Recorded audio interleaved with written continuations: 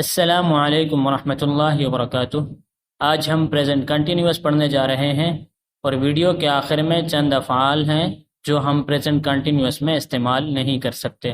تو آئیے سب سے پہلے ہم اسٹرکچر دیکھتے ہیں۔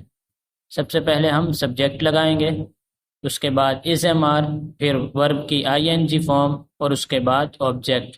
تو آئیے مثالوں سے سمجھتے ہیں۔ آئی ایم گوئنگ ہوم، میں گھر جا رہا ہوں۔ ہی از پلئنگ کرکٹ، وہ کرکٹ کھیل رہا ہے۔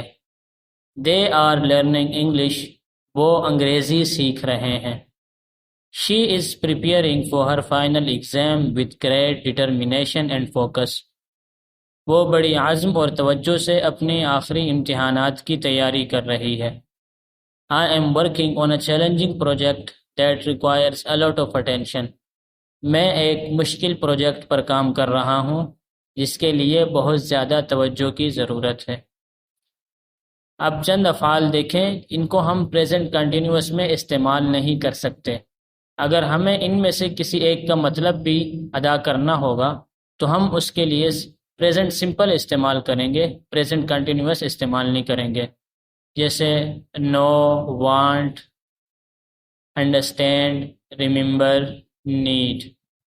مثال دیکھیں، I don't understand what do you mean، مجھے نہیں سمجھ آ رہا آپ کیا کہنا چاہ رہے ہیں یا آپ کی بات کا مطلب کیا ہے۔ آپ یوں نہیں کہیں گے I am not understanding what are you meaning۔ Thank you for watching. Like, subscribe and share.